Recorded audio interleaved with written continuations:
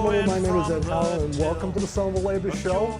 This is a little special that we're doing here. It's fundraising week, Community Media Week.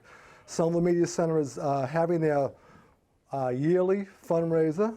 I'm here with David Ortega. He is the program coordinator. And why don't you tell us a little bit about what's going on this week for fundraising for SMC? Yeah. Well, thank you, Ed, for having me on as a guest. No problem. So the whole reason that we're doing Community Media Week is to bring attention to community media centers like Somerville Media Center and our role in media education for adults and youth alike, and low-cost media education, especially if you compare what we offer in terms of learning cameras, TV production, podcast production, editing.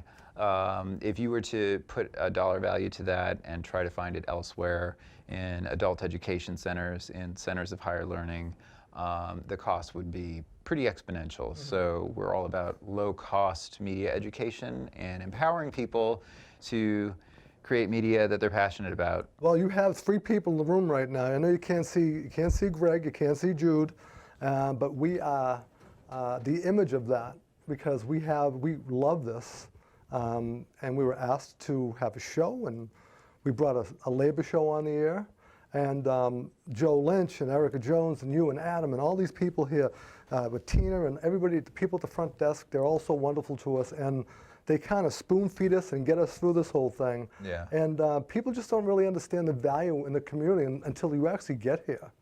You know, so it's really exciting for us. And some of the things I think that you guys are offering, I've actually gone through this here, and our union made a donation, Somerville Municipal Police Association. Yes, and we thank you for that. That was a nice donation. And then I guess you guys, there's a comedy show coming up. Yep.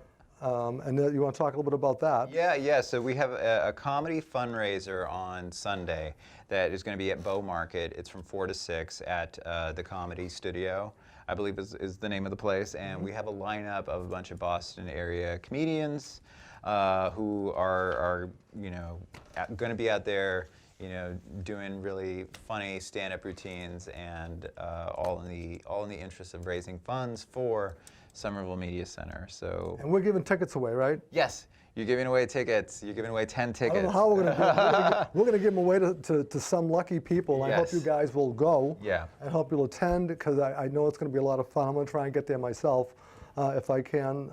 I need a couple of laughs, to be honest with you. Yeah, I think we all do right now. Yeah. Comedy is king, man. Yeah. Well, I do have to plug, yes, just very quickly, that Tina Cabral, our front desk coordinator, one of our great front desk coordinators, Stuart, who helps you all out sometimes. He's our other great front desk media coordinator. She will be doing a stand-up routine along with one of our members, Walter Ness. Yeah, they're going to be doing a routine together. I know they've been in here on Sundays rehearsing. Nice. And so we're really excited to see that. I'm going to be very excited to see that. I love that. Yeah. When I go to the front desk, they're always so pleasant. It's going to be great. So some of the reasons that I'd like to see people give, we have a list of things here, and you go to somervillemedia.org, correct? Yeah. In order to donate, and all of our subscribers, please, we really would appreciate if you could give a few dollars, as little as you can, as much as you can afford, would be great. We are commercial free. It's community-made content right here in the community. It's uniquely independent. There's no doubt about that. All your donations are going to support SMC. Your past donations have made an incredible difference. No doubt about it. Absolutely. Yeah. And also there's a couple of perks here too. And what I really love is the fact that you get your decal. You can get a frisbee. Right? Well, I think we narrowed this down since I put that out, but... What do we got? We got a tote bag and a T-shirt? We got a tote bag and a T-shirt. That's cool. All right, we'll go with a tote bag and a T-shirt. I love that. So a $25 donation gets you a T-shirt, and a $75 donation gets you... Sorry. All right, let me start again. A $50 donation gets you a T-shirt, and a $75 donation or more gets you a tote bag. Anytime I can get a T-shirt, I'm excited about that. I know you love to plug the T-shirts. I do. I'm a T-shirt fanatic. What can I tell you, But one thing I do want to say, too, is that we were very lucky, me and Jude and Greg, to have been named the best, I have to give it a plug, but still, the best new show on Somerville Media. And there's a reason for that. It's not just because of what we do, but it's what is done behind the scenes. Yeah. over here and the care in which people help us with so many different things. So I do want people to give, and I hope that they will, and I appreciate all the hard work that you do. And you know, we can always be a pain in the neck with you, and we know that, but that's your job. Thank you so much for being here and supporting us. We appreciate that. So remember to give, somervillemedia.org, and give what you can, Yes. and we appreciate it. Thank you. Yeah, thank you. Good to see you again.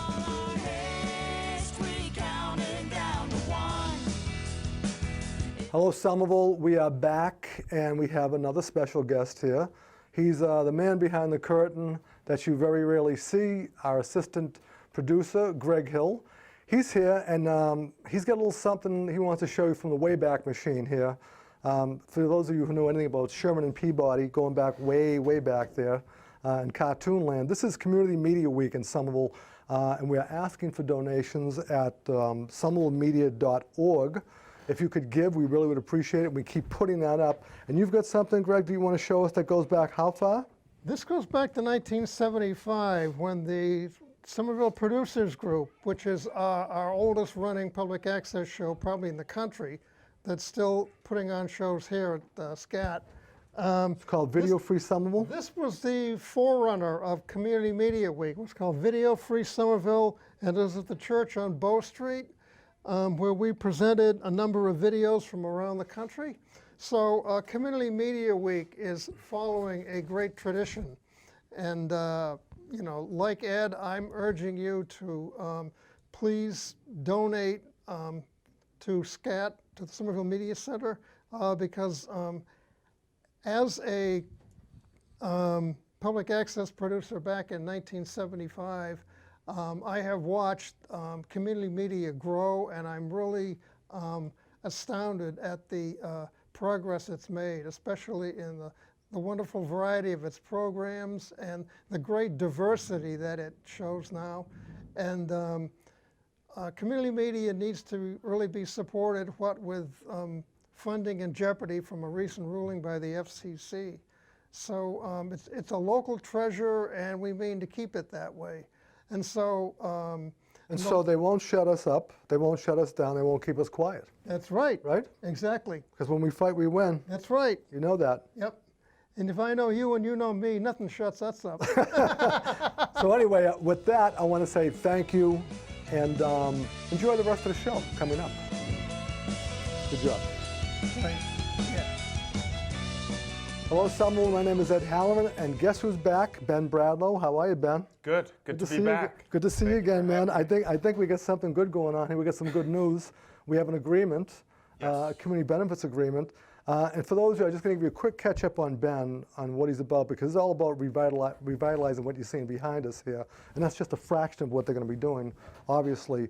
So Ben is with the Neighborhood Council. He's a member of the bargaining committee that's been negotiating a community benefits agreement with the developer for US2 for about a year now. But this whole thing's been going on for about, what, 4 years?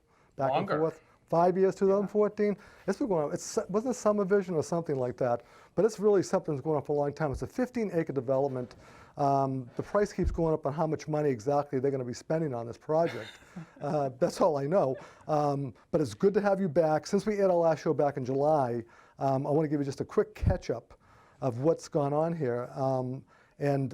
In Union Square Neighborhood Council, they've done some tremendous work in securing community benefits deal. There's no doubt about that with this developer.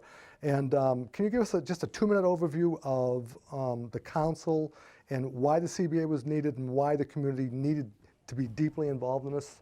Just give us a quick little overview of why you think that this was so important to what's going to be going on out there and your involvement. Yeah, so as you were alluding to, this fight has been going on for a long time.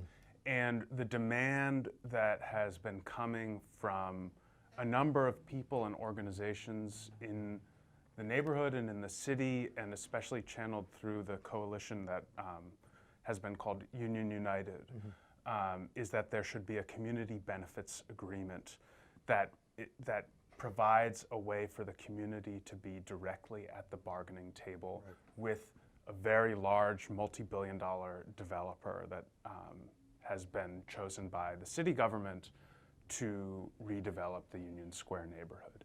And eventually that demand, through a lot of twists and turns, led to the formation of what's called the Union Square Neighborhood Council, which had its first elections in the end of 2017, very end of 2017, for a board.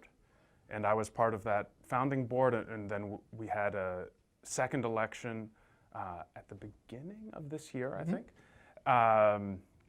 And I was reelected to that board. And after the first board was elected, we said we need to engage the community within the ambit of the neighborhood council to figure out what specifically we should be negotiating for in a CBA. And we held 2 public CBA summits that were attended by over 150 individuals and many organizations in the city. Sorry to say, and this is total input from the business owners and the residents.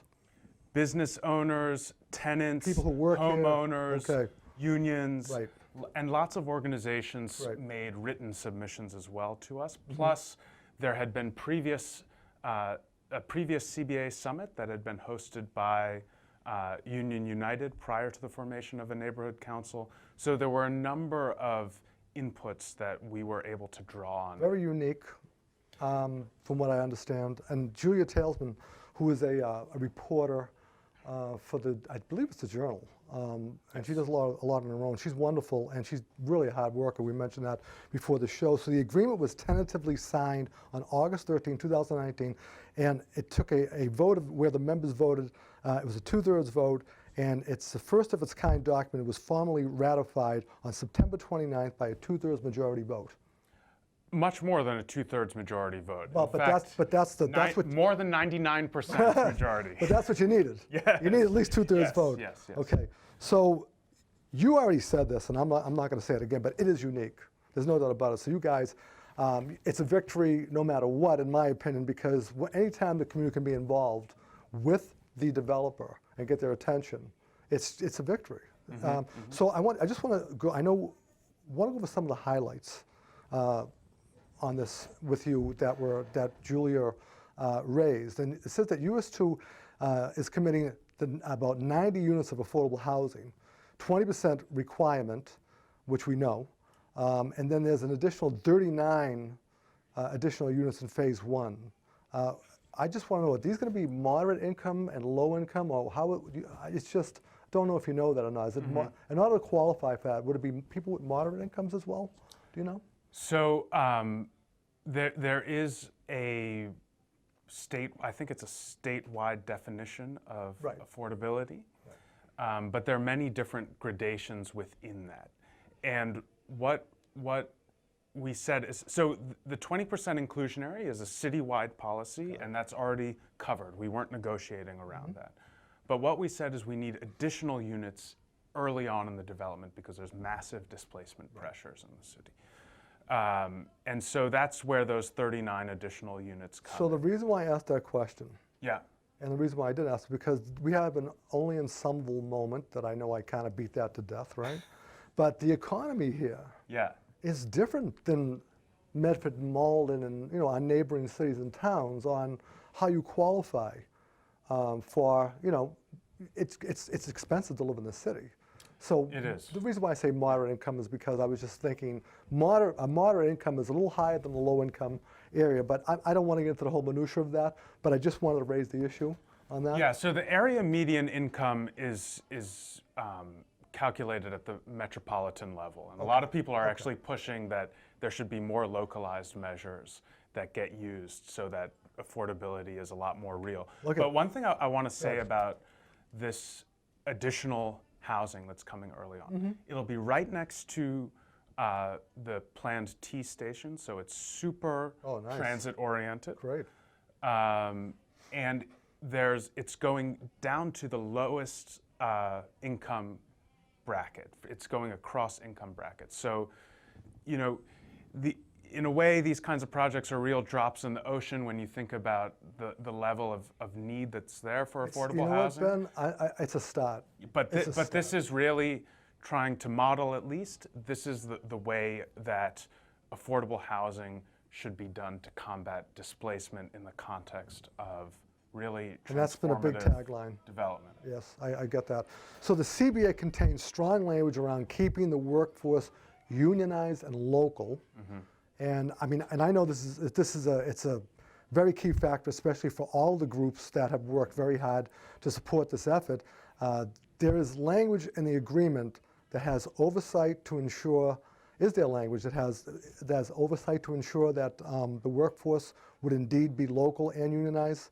Can you tell us that? Is there any language in any oversight? So we weren't able to secure a project labor agreement, which would be the strongest way to ensure that. Okay. What we were able to push for is, in the first phase, I think we pushed to get a contractor in the construction that would include a lot more union labor than previous developments of this nature, especially if you look at Assembly Square, which was really a disaster on the labor front in a lot of ways. So as a quick follow-up to that, there's a planned hotel to be built on this project. Right. And I wonder if you could speak on the card check neutrality agreement with unit here, Local 26 at all? Yeah, so construction is just one part. And what we said is we need union jobs, not just in the building of this development, but across the lifetime of this development. And this is a first for Somerville, and the hotel has not even been built. That we've said the strongest provisions for union organizing should be available in this hotel. And so Unite Here is the key hospitality sector union that in a lot of the hotels in the Boston area. I love Local 26 very well. And they negotiated a memorandum of understanding with the developer, US2, that they would be able to organize on a card check basis, which for listeners who might not know, that means that once you get workers to sign a card that says they support a union, Right. and once you get to 50% plus one of workers who have signed that card, then you have a union and the management will recognize that union. Now that's a lot more favorable organizing approach than, say, an election where the management can try every trick in the book to turn people against the union. Got it. All that. I mean, I know you know. We've seen a lot. No, look at it. This is the labor show. People need to be educated. Yeah. And I do appreciate that. You raised that issue to me, and I'm glad that you did that. So US2 has agreed to work with and support the existing businesses being directly impacted by development with relocation payments and good faith lease negotiations. So my question is, does this mean that businesses impacted will be moving temporarily and that US2 will subsidize their lease, or how is that going to happen? Do you know? So this pertains to the businesses that are directly on the land where US2 will be developing. And you know, there's a bigger issue because lots of businesses in the area are being displaced just because of the general economic pressure. But in terms of the businesses that are on the land where US2 will develop, they will negotiate things like subsidies, but there were some provisions to encourage not just temporary relocation, but then relocating back into That's what I'm saying. I was wondering about how the area where US2 will be developing, to subsidize, especially, you know, if it's a higher end style development, and let's say a restaurant isn't used to that kind of environment for their business, then they would be able to have a scaled up subsidy so that they could develop their business to cater to this new type of development. Okay. Well, we don't like, we're worried about the displacement and want to make sure that the business owners that are here that have been struggling through all of this have the ability to come back and flourish as they should. So US2 committed to many sustainable building practices, such as building to LEED Gold and Silver standards, reviewing and preparing roofs for solar panels, green roofs, and or stormwater reuse. So can you define the LEED Gold standards, Silver standards, and what you guys are expecting to happen with that? These are modernized buildings that are basically with solar panels and so on and so forth. So the LEED standard, it's kind of like a checklist, and there are a lot of different things that are contained within that checklist.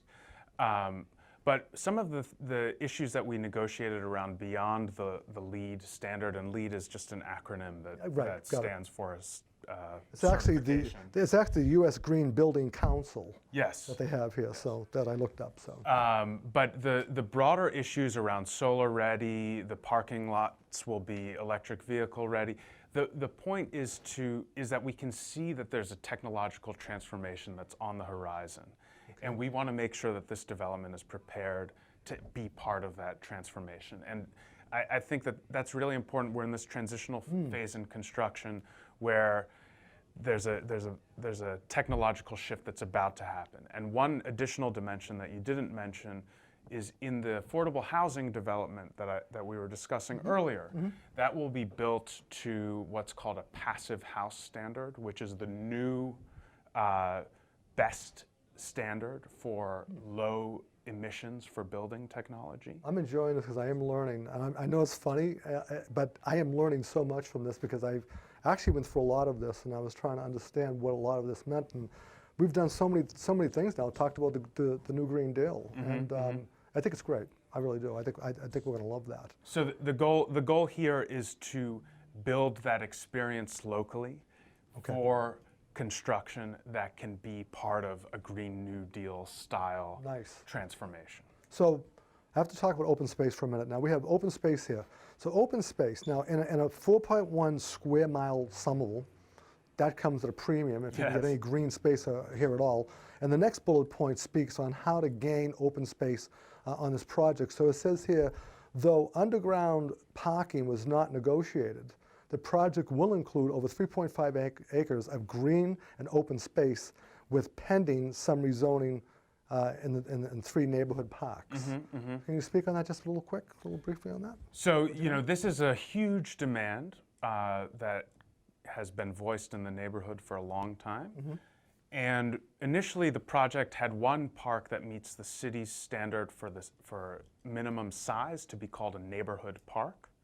And we negotiated for a lot more than that, and we worked quite closely to say to US2, the master developer of the neighborhood, how can we, visually, how can we reorganize this so that we can open up more green space?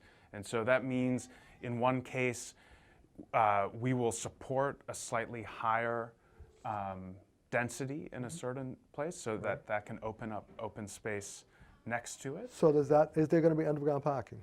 There's not going to be underground parking in this development. All right. So we tried, but no, hey, you know what? The developer's the developer, the deal is the deal. So here's another thing too. US2 will also support the artists through a $25,000 a year fund, public art installations and performances mostly distributed through grants by the Somerville Arts Council. So that's certainly more good news here. And as we know, this really is the Mecca, in my opinion, for the Arts Council. I'm serious, man. We're having events every weekend here, and I think it's wonderful. And you know what? They're doing an incredible job. What are your thoughts on that? On that little that's just a little piece of it, but it's wonderful. Yeah, no, it's a little thing, but what we were very concerned about there is that as much of the money as possible should go directly to artists.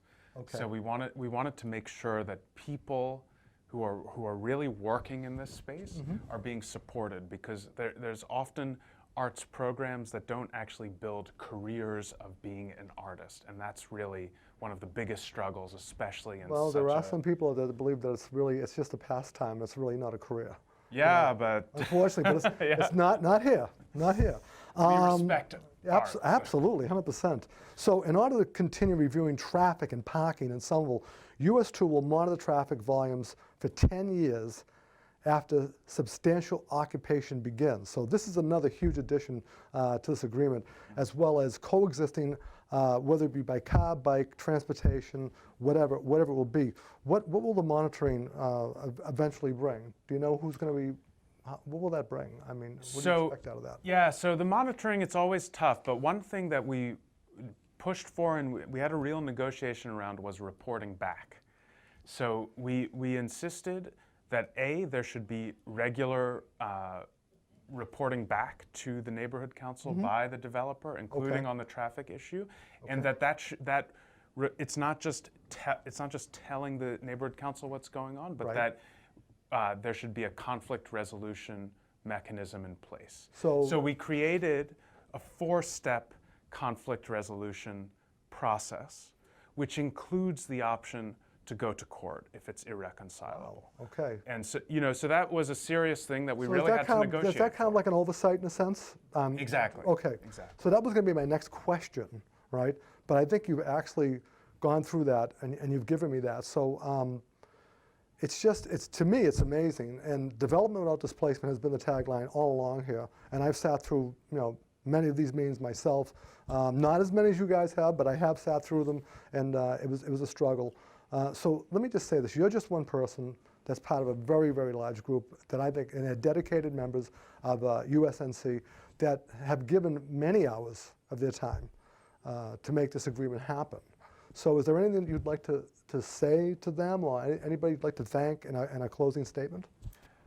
I want to say 2 things. One is a thank you, and one is a reminder. So, I think that especially our chairs, Bill Cavallini and Michelle Hansen, have dedicated many years. Michelle Hansen is a lifelong Somerville resident. She is incredibly dedicated to this city and to this community. Bill Cavallini has a decades-long record of activism across the Boston area in both Cambridge and Somerville. These, to me, are legends and heroes of activism in Somerville. So I want to particularly shout out those 2 people. Okay.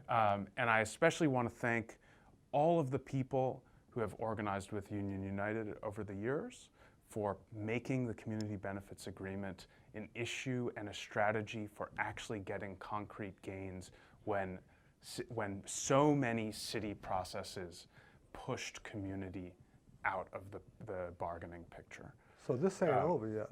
This is just the beginning. Right, so this is not over yet. Okay. And I want to just highlight a couple of very specific ways that it's not over yet. So the first is the construction labor is more or less set for the first phase of this project. Okay.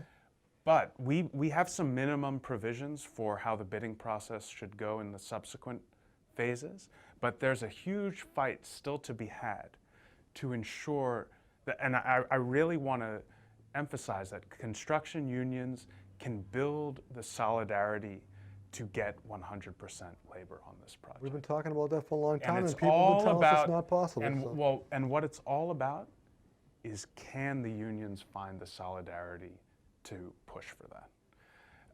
They had better. We hope they will. I hope they will We too. really do hope they will. And I also want to emphasize that there are a number of public processes that this project will continue to go through in design review, planning. There are many more opportunities for public comment and public influence throughout the rollout of this project over the next 10 or so years. Maybe years from now, people will look back at Somerville and look at this deal and say, look, this is something that we can look at, that Somerville did that nobody else could do. And they're going to be looking to you guys for that, to find exactly how, well, you look at, it's something. It Yeah, really is. yeah, yeah. This is it, okay? This is it. I got it right here, Yeah, yeah, right? This is the tentative agreement, whatever. It's wonderful. I want to thank you again for being on the show again as an update. Thanks for having me. I'll have you on again. And you know what? Nobody would ever expect me to quote Gandhi. Who would ever expect Eddie Halloran Please do it. to do it? All right, but Gandhi has said that there is more to life than increasing its speed, and I love that. You know, right? So, over and out. When we fight, we win.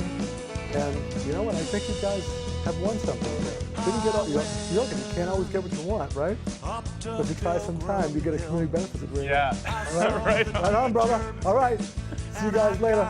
Watch the next show. Thank you, Jude, and thank you, Greg.